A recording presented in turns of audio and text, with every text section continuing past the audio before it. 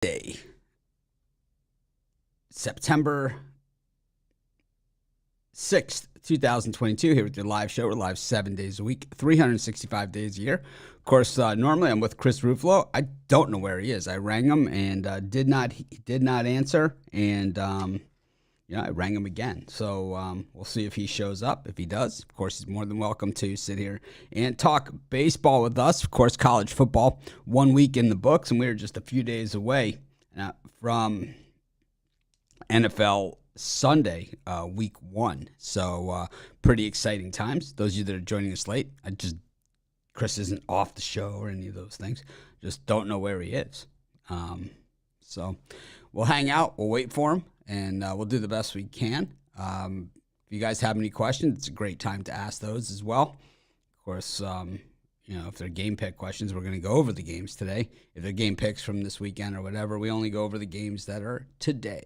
So hopefully you guys are doing all right. And I hear Ruffalo. I hear heavy breathing. Sorry. Heavy breathing and drooling. Let's see if we can bring him in. Chris, welcome. Oh, thank you. Sorry. Having a house with one bathroom really stinks. Anyways, it is Tuesday, September 6th, 2022. Of course, we're live every single day. And Chris, week 1 of college football now officially in the books. Anything jump off the page yet for week 2? Obviously, we're going to go over a lot of the big games over the course of the week. We've got NFL this week. But anything just jump off the page and you look at the lines for week 2 and you just say, man, I got to get me some of this one right here, right now. Because if anyone wakes up and sees this, I'm not going to get this anymore. Well, I think you're starting to convince me on that. I mean, if I wasn't convinced before on that Alabama against Texas, going all the way up to 3 or 4 scores.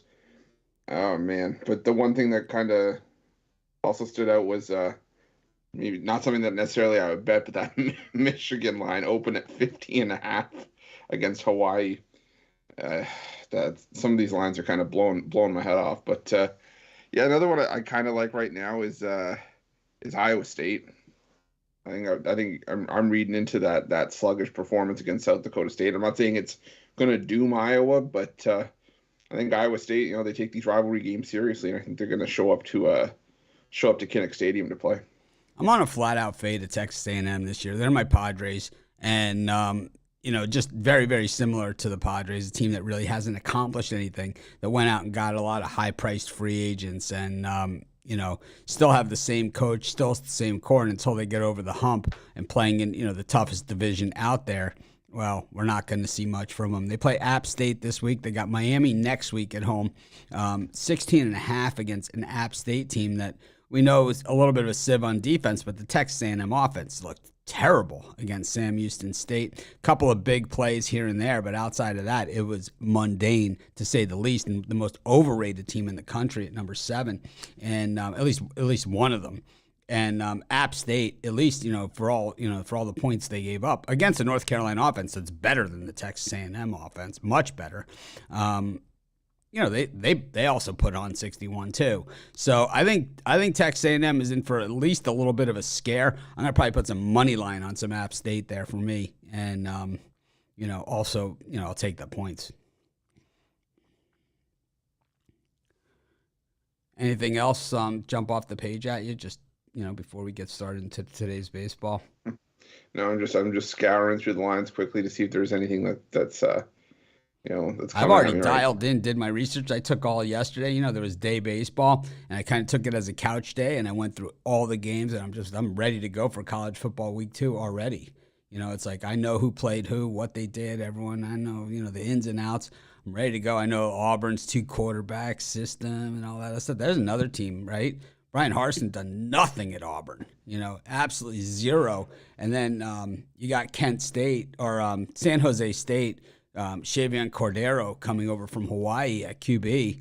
I think Auburn wins this game, but we've seen Auburn in spots like this win by 8, plenty of times, and it was a shaky 8 at that, especially with Harsin as the head coach. I think that, I think what we're starting to see with some of these head coaches, like Avilosa Boise, who was Harsin's replacement, maybe these guys aren't the guy, Maybe you're not the guy. Yeah. We do that on our show, too. Sometimes we just wake up one day and say, you know what, you're not the guy anymore. No, but I think something that maybe if people are gonna bet on Oklahoma, you might want to do it now, because I have a feeling that line is gonna skyrocket as well. I like the other side of that one too. I like almost all the dogs this week except for Texas. What do you like about Oklahoma? I don't know. I just think that the offense clearly didn't skip a beat. I mean, granted, you're gonna have to take on Kent State, but Kent State kind of had their doors blown in by Washington as well. And Oklahoma, and like I said, the offense still clicking. And but there's a difference between week 1 and week 2, where the team is basically prepped, for months for this game, and then all of a sudden it's week 2. It's a short week. You're back to normal. It's not like they spent part of the time, game planning for Kent State. They spent the whole time, for UTEP. No, I get it, but you got to spend at least 4 weeks, 5 weeks of prep on UTEP. Everyone knows that.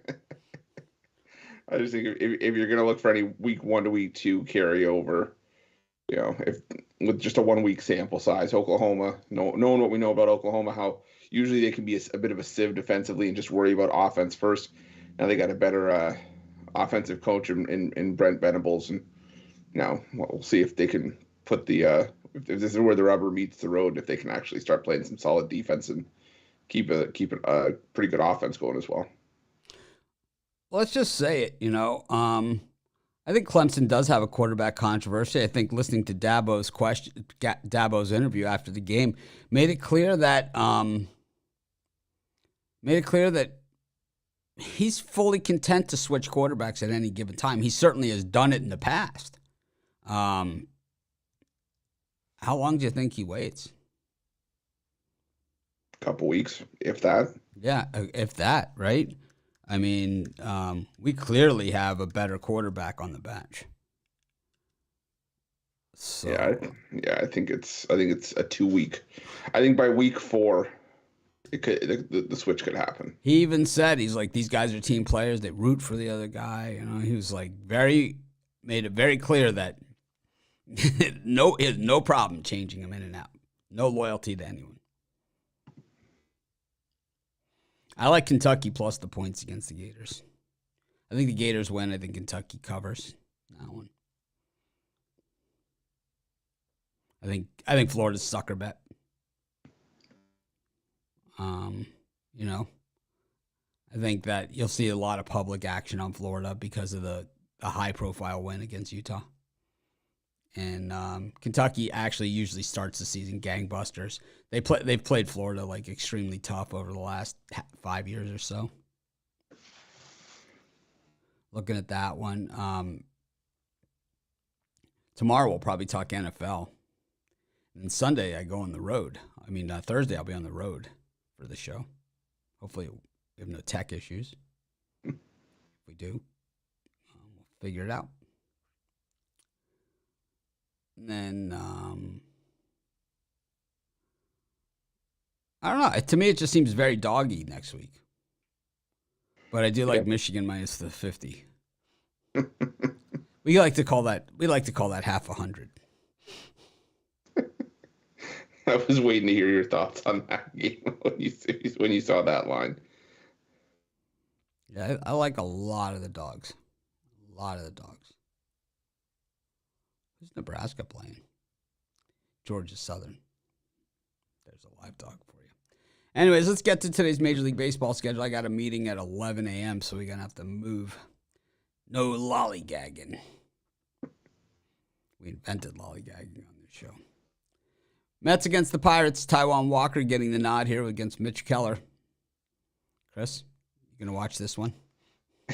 Well, I was going to say if it was an early start, I might, but the doubleheader saved for tomorrow. So I'm still going to lean towards the Mets. I know Taijuan Walker's had issues in his career against the Pirates.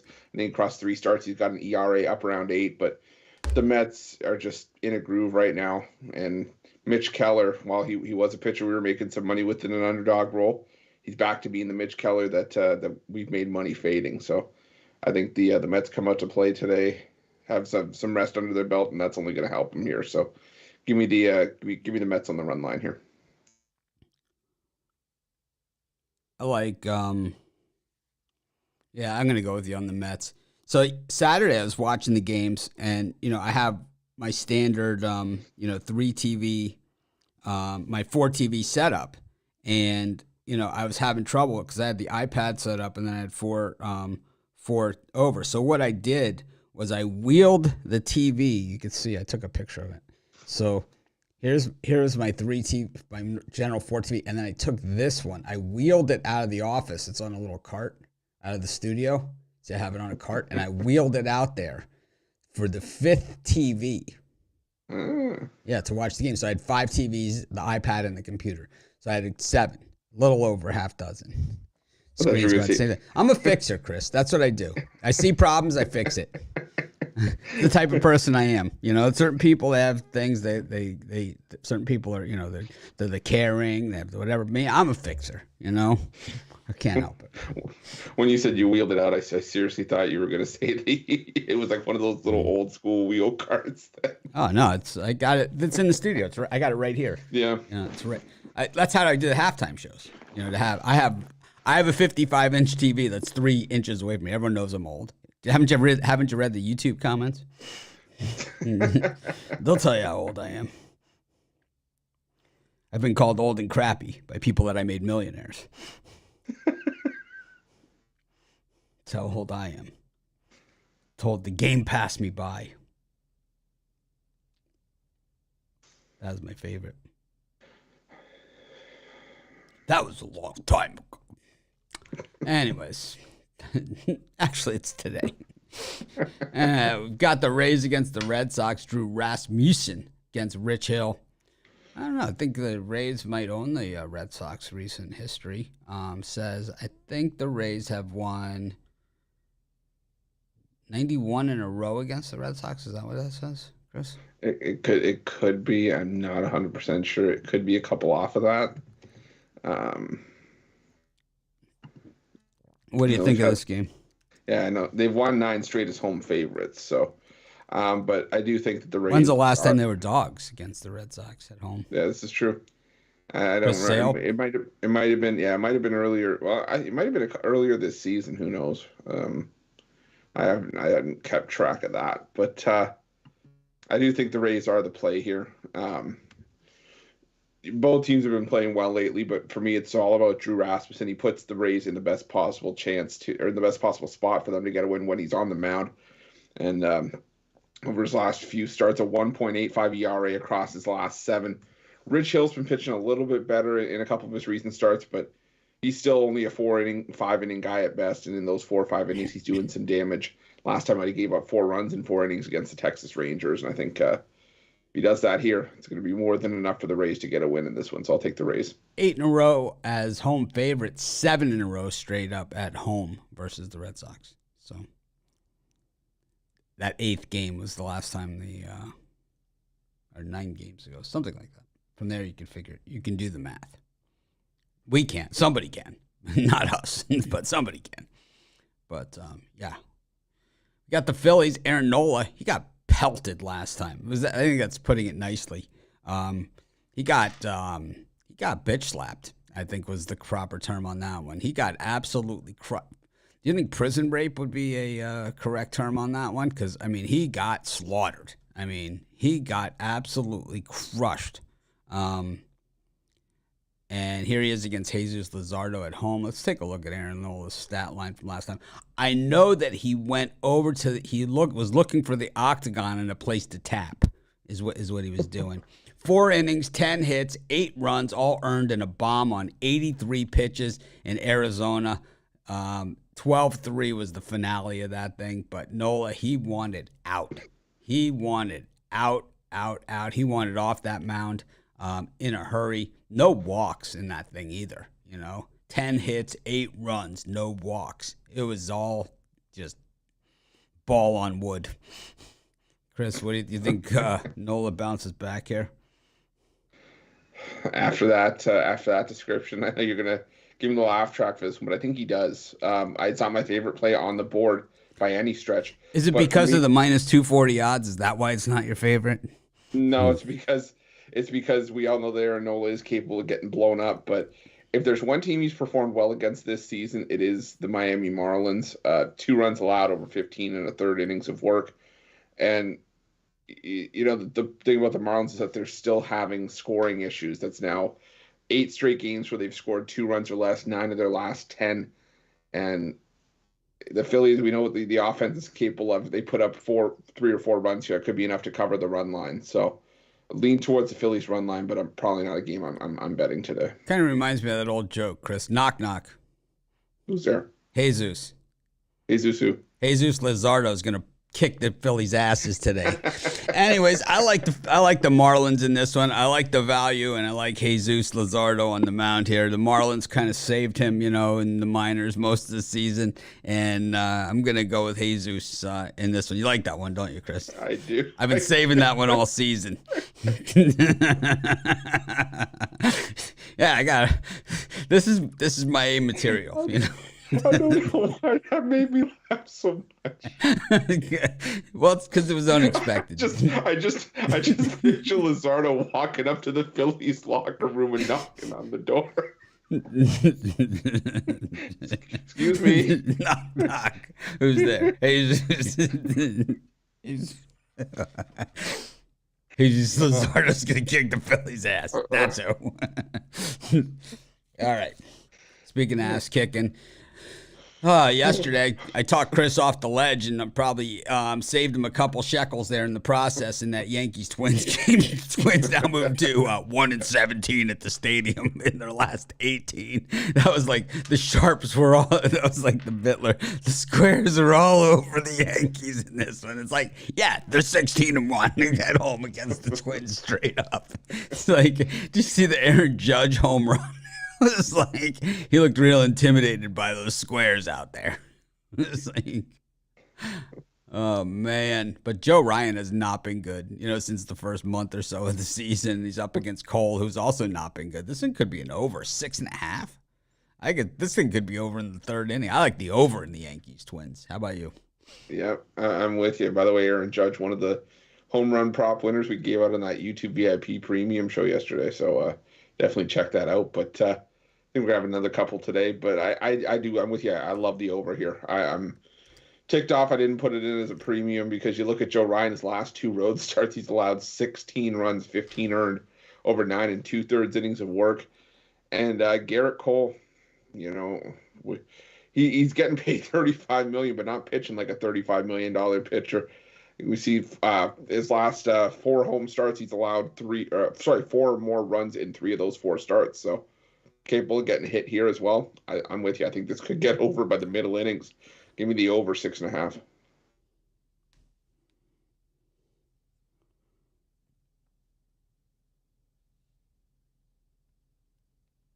Yeah, I like the over big time in that game. Al McMorty's texting me. He's mocking somebody. Oh, was he getting a laugh? It was Jesus Luzardo too. Well, our friends at Doc Sports took out an ad in one of those things, and it says, experience matters. But if you look at the way they spelled experience, obviously spelling doesn't. It's like, these guys, let's put it in super hyper bold text. Experience.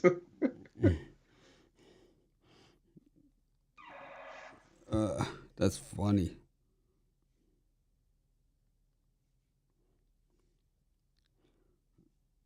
That's hilarious. Oh, man.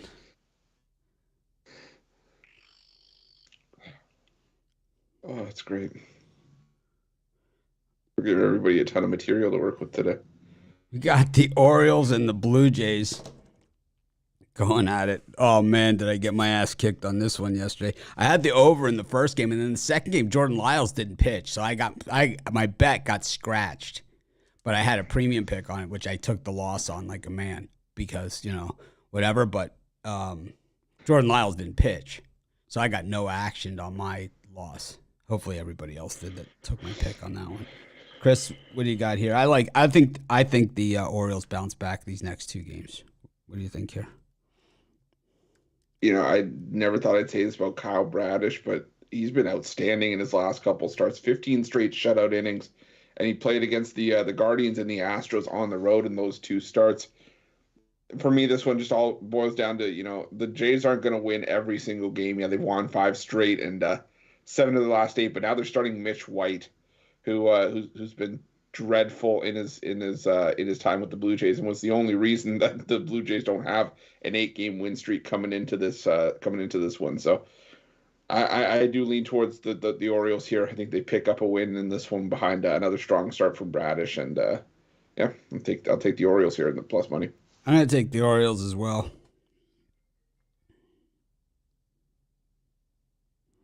Well, now I see it's out of plus money and into a near coin flip. Is it? Yeah. I think the thing is the Orioles were so bad in those games yesterday. They were just terrible. They really went through the bullpen and just got crushed. Let's see. We've got the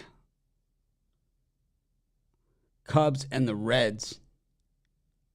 Wade Miley up against Justin Dunn. Let's see what the wind's blowing. Wind blowing in at Wrigley today. What do you think of this one? Yeah, for me, I like the value here with the Cincinnati Reds. Justin Dunn, he's really picked it up in his last couple of starts, and for me, this just boils down to the fact that I don't want to be laying minus 165 with the Chicago Cubs on a good day, but now with Wade Miley, who hasn't pitched in 2 months, going against the even the Cincinnati Reds, I think the Cubs could be in a little bit of trouble here. Still just 2-8 in their last 10, and 28-38 at home this season doesn't spell minus 165 for me. So give me the Cincinnati Reds and the plus money in this one. Yeah, I'm gonna go with the Reds too. I like the first 5 as well. Reds. I like the Yurfie. Kind of like the catalog here. The Cubs just terrible at home, terrible in their last 10. The Reds actually not playing horrible baseball. Chris, what are you selling today? Well, today for me, I got my $15 pick-off play. We hit a speed bump with the Cardinals yesterday, but that just means we get to start a new streak again. And I also got that $15 play as part of my Tuesday Top Tips MLB 3-pack for $40 at PickDawgz Premium. And make sure that you use that promo code WIN15, get 15% off your purchase. So, Paul is saying any NFL contest kicking off this year, PickDawgz. So here's the problem that we had is that I had a gigantic NFL contest. Like it was going to be one of the largest cash prizes in the history of internet NFL contests. It was going to be massive. But what happened is that first it became like this whole insurance thing nightmare. And then it became, so then I lowered the price of the first prize, and I was just going to write the check myself for $100,000 for the winner. And then they said that my lawyers said that I needed to be bonded in certain states to do this. So it took time to do that sort of thing. So in Florida, California, and a few other states, if you're going to have entries from those states, you need to be bonded in those states, meaning you have to show them the money and like have it set in an escrow account and like all this other stuff, all stuff that is no big deal. I just, just the logistics of getting it done in the amount of times, but we had the whole system built and everything. So either we're going to do something at the halfway point of the season, or we're going to do something in a couple weeks in, or we're going to do something, or we'll save it for next year and do the original prize that I wanted to do, which is mind blowing. So, but that's the deal with the NFL contest. And I apologize for it. But I ran contests last year. Not a lot of people were interested, so that's why we decided to crank it up to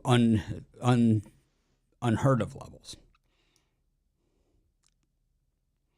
Good question. No such thing as stupid questions, except for the stupid questions. Knock, knock. Who's there? Jesus.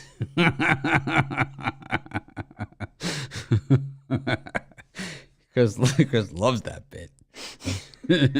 I got I got my $15 big play. I hit on mine yesterday, and then oh man, I had that kid from the Astros, Hunter Brown. Did you see that guy? Oh my God. We think Jorge Kirby is something special. This guy's unbelievable. Hunter Brown. They asked him, "How did you learn how to pitch like that?" Watching Justin Verlander. Grew up in Detroit. He said, watching Justin Verlander. Did your father teach you how to throw like that? Because I watched Justin Verlander and I would just imitate him. He has that over-the-top power throw. It was like no one could hit it. I think they said he threw it like a 95-mile-an-hour slider. Yeah. And the only other person that's hit that high this season was Jacob deGrom on a slider. Oh, he's like, I mean, it was ridiculous. We'll never see prices like that on Hunter Brown again. You know, it's like he's going to be like minus 250 next time. Speaking of minus 250, we got the Cardinals taking on the Nationals. Jose Quintana on the mound, minus 255 against Paolo Espino. The Cardinals are, I think, 7-0 on the run line as run line favorites following a loss. And I think that trend continues here. Cardinals against the Nationals. I like the Cards in this one, Chris. I think they're trudging towards, they're towards closing things out there. Yeah, I think so too, but I'm a little bit skittish after they burned my butt yesterday. So I'm going to go with the over in this one. I think the offense, comes to play. And while I don't think that the Nationals, put up 6 runs, 7 runs like they did yesterday, I think they're still going to put up enough to help us get over this number. So I'm with you. I lean towards the Cardinals, but I think my stronger play in this one is going to be the over. All right. I like the Cardinals run line, but I can't give it out because it's not something I believe in. It's against everything I believe in. Kansas City Royals did me dirty yesterday. I thought they had it, and they let it slip away from them in extra innings. And then in extras, they even had a shot. Last play went down to replay, and the replay went the other way on me. And so today they try and bounce back. Chris, son of a Bubich, up against Shane Baby Bieber. Yeah, I'm going to stick with the Guardians on the run line in this one. Bieber has had the number of the Royals in recent years, a 2.08 ERA across his last 5 starts against Kansas City, and a 1.90 ERA in his last 7. He's pitching more and more like the staff ace for the Guardians that we've become accustomed to seeing over the years. And Chris Bubich, he's pitched well in spots, but I think this is just one of those spots where the offense is finally coming alive again. And I think they get a win on the run line in this one. So with the Cleveland Guardians, minus 1.5. I don't love the way the Guardians have been playing. I really don't. We're going to have to see if Bieber can bounce back. And it's like, this is one of those ones where it's like, the other side of it is nothing all that attractive. So it's kind of like makes it a tough bet, all the way around. It's like you don't want to lay those kind of odds because the Guardians haven't been playing that well. But it's Chris, son of a Bubich on the other side. It's like, not really sure. Not sure. How's that for positivity? Framber Valdez is pitching against Glenn Otto. The Rangers have now lost 9 games in a row. It's getting ugly out there, Chris. Yeah, and I think it's safe to say that the wheels weren't off the cart before. They certainly are now. And you look at the Rangers during this losing streak, back to scoring being an issue. 3 runs or less scored in 7 of the 9 losses, and I think that's not going to change here against Framber Valdez. I think, Valdez, yes, he's seen a lot of the Texas Rangers this season. 4 starts against him, but 3-0 with a sub-1 ERA against Texas this year, and as well as Glenn Otto's pitch. I remember he sort of outdueled Justin Verlander back just under a month ago. But I think this is a spot where Valdez is just too much. I don't think Otto's going to be able to match zeros, and I think the Astros win this one on the run line. Yeah, I like the Astros in this one. I just think the Rangers are just a mess. I think when we saw Simeon and Seager strike out the first 2 batters of yesterday's game, we knew they were in trouble. The Astros didn't do much offensively, and Jose Altuve takes way too many chances. I mean, 1 out from third base, he goes to score on a play that, he had like less than a 30% chance of making it home against a professional baseball player. And he goes anyway, And it's like, it would have just been 1 out with a guy on third. It's like, what are you doing, dumbass? It's like, that's what I'm thinking to myself. Well, I actually said it out loud. It's kind of like the George Carlin words that you can't say on TV. That's like the words I say while watching sports that I'm betting on. It's like, pretty much. What is it? The 7 words that you can't say. I used all of them in one sentence without taking a breath. We got the Rockies taking on the Brewers, and the Rockies got out to a 3-0 lead in yesterday's game, and then they actually had a chance late, but did not capitalize on that. So they go back at it today. Chad Kuhl, who hasn't been bad this season, up against Brandon Woodruff. Chris, I like the under in this thing. Call me crazy. Yeah, it's tough for me to get on the under just with Chad Kuhl. I mean, he hasn't been terrible since coming back to the rotation, but I still have a hard time with the 8.90 ERA in his last 7. But I'm going to go with the Milwaukee Brewers here. I like Brandon Woodruff. I like the way he's been pitching up until his most recent start, where he gave up 5 runs to Arizona. But Arizona had been swinging a hot bat over that stretch, and I think Woodruff just keeps the Rockies' bats in check and helps the Brewers get a much-needed win here, but definitely not my favorite game on the board. What specifically about the 8.90 ERA don't you like? I mean, what specifically? How close it is to 9. Yeah, it sure is. It sure is up there. I like the under in that thing. I think it's going to be a better game than most people think. Tigers stink. This just in.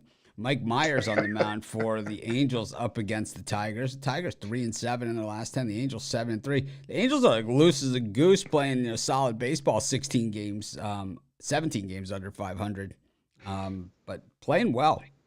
I like the way the Angels are playing personally. What do you think in this one? Yeah, it's for me. It's all about which Mike Myers is going to show up. Is it the one that threw 5 shutout innings against Tampa Bay on the road? Or the one that gave up 7 runs, 5 earned to the Yankees at home? And even against the Tigers, I think he's going to give up a couple here. But I'm leaning towards the over, mainly because I think the Angels are going to do a lot of the damage in this game. Like you said, they're playing well right now. Getting Mike Trout back in the lineup, they're swinging a hot bat, and actually absolutely took out the ugly stick on the Tigers yesterday. I think they could do it again here with Eduardo Rodriguez on the mound. So give me the over as well as a lean towards the Angels. Angels have lost 7 in a row at night following a win. Meanwhile, the Tigers have failed to cover the run line in their last 7. Something's got to give in this one. My guess it's going to be the Tigers. Go to our next game, and it is the Padres against the Diamondbacks. A couple weeks ago on this show, I said that I was watching the games, and I saw they were interviewing Madison Bumgarner. I turned the sound on that game and listened to what he had to say, and I got to say, the guy might have a future as a manager in Major League Baseball because he pretty much nailed it, Chris. You remember this discussion? I talked about it on the show. I said, last night I was watching the Diamondbacks game. They interviewed Madison Bumgarner, and he said, I really think our pitching staff is going to come together, and everyone's going to see it over the next month or so. Man, these guys haven't had an over since. I mean, they haven't been involved in an over game since that. They've had 13 unders in a row. I mean, these guys are playing some baseball. Defense wins championships, and it's like it's fine if you can't hit if the other team scores 0. Meanwhile, Joe Musgrove, I mean, this guy, I think being the workhorse for all these seasons that he's now been for the Padres, it looks like he's a little long in the tooth here. I know he's your guy. What do you think? Believe it or not, I'm actually anti-Joe Musgrove today. I'm on the Diamondbacks. Merrill Kelly, he's pitched just far better on the road this season. I think 7-1 with an ERA under 3, and Musgrove 4.05 ERA across his last 7. A far cry from the pitcher that was one of the ERA leaders early on in this season. And the Padres' inconsistencies are just not something I'm looking to back. Now they're back on a 3-game losing skid. And I think the Diamondbacks providing a ton of value in this one. So I'll go to Arizona. At what point does he become a public dog? Do the Diamondbacks become a public dog? At what point in this game? That's the only thing I'm worried about in this one. Yeah. I don't know. I still think that that's where the value is. What are the YouTube commenters saying? Normally they love the Padres when I start to bash them here. Speaking of bashing, Cole Irvin taking on Kyle Wright in Oakland. The A's got that home record up to 22-44. Well, the Braves 37-26, breathing down the necks of the New York Mets. So the way that this works, okay, for those of you that aren't up on this, and I'll just educate. This is the educational portion of our programming. The way that this works is that the team that finishes with the worst record of the division winners, which in this case, in the National League, if the season ended today, it would be the St. Louis Cardinals. They would play the number 3 wild card team, which if the season ended today would be the San Diego Padres. Then the number 2 wild card team would play the number 1 wild card team. And these are all best of 3 series, with the higher seed being having the home field advantage in this series. So it'd be the Braves hosting the Phillies. Okay. So number 2, so the second best division hosts the worst wild card. No, the third best division hosts the third wild card. The first 2 get buys. Oh, the first. Okay.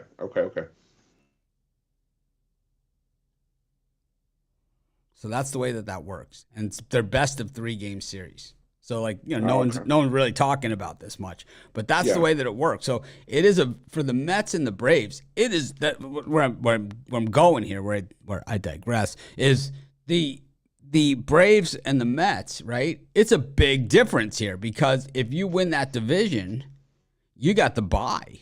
You're free. You're clear on the bye, because the Mets have 85 wins, the Braves have 84 wins, the Cardinals 79-56. So they have about a 5-game cushion there on the Cards, and the Brew Crew, they've fallen out of it in the Central. So they're looking at a wild card at best. So those are going to be your division winners, either the Mets or the Braves, the Cardinals and the Dodgers, and the winner of that Mets Braves for the division will get a bye. The loser, the other team, they have to play a 3-game series. They'll be the home team, and it will be against the Phillies or the Padres or the Brewers. But if there's any luck, it'll be against the Phillies, right, or for them or Padres. But I don't know. Meanwhile, the Braves are playing the A's. This is a must-win game. Yeah, I think must-win is where the Atlanta Braves thrive, and I think Kyle Wright, now the uncrowned ace, in my opinion, of this Braves rotation, with Max Fried having issues here and there. What about Strider? Yeah, I think Strider definitely is capable of still being the number 3 or number 2 even pitcher of this rotation. But I really like what Kyle Wright's done this season. Back-to-back 7-inning shutouts against Colorado and Pittsburgh. I think he holds another struggling team down here. I like the Braves a lot in this one. All right. Yep, I like the Braves too. I just think it's a no-brainer. Yeah. This is like an overlay on your parlays type pick.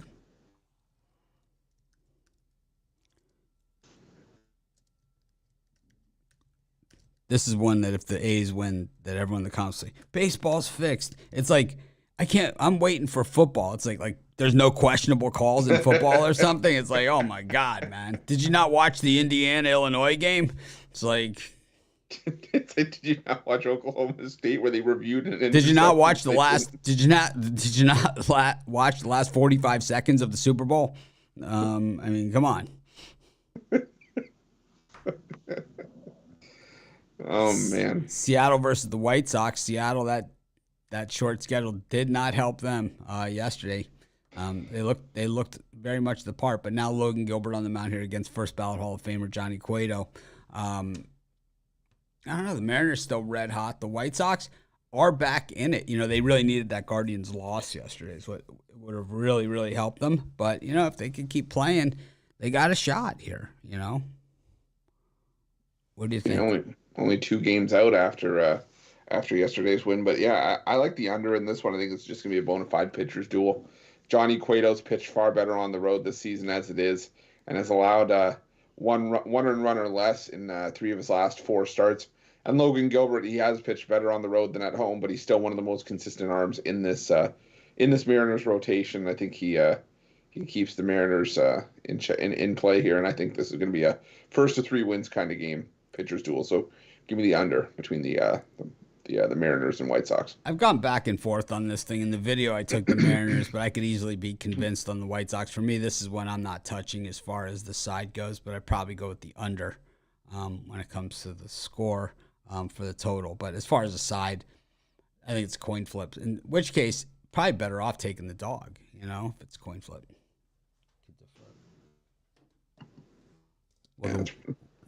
Will first ballot Johnny Cueto get the win tonight in Seattle?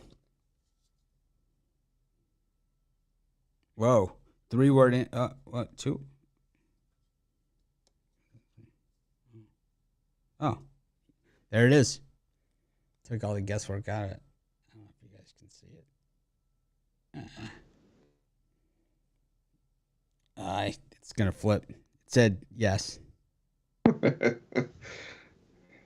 were counting down the words. I was like, what was it? Don't count on it. Don't. It is certain. And that says yes. There you go. I mean, I think that is where the value is. If it's a coin flip game, you're getting plus 126 on the White Sox. Future cloudy. Ask again.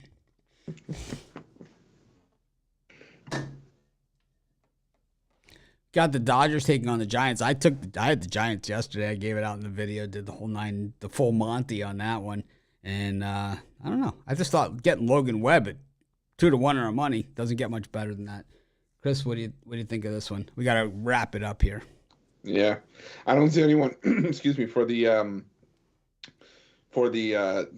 Giants right now, but I may still lean towards the Giants just based on value. Tyler Anderson hasn't been as sharp. He's still been pretty decent for the Dodgers as of late, but I think the Giants are the more desperate team here in a division rivalry game. I think they come to play, but it's hard for me to make a solid wager without knowing who the Giants are starting in this one. I'm going to go with the Giants. I don't care who's pitching. Let's go to the parlay section of the show. Who do you like? I'll go with the over 6.5 between the Twins and the Yankees. I'll go with the Cincinnati Reds, and I'll go with the Atlanta Braves. I'll go with the Marlins. Put them with the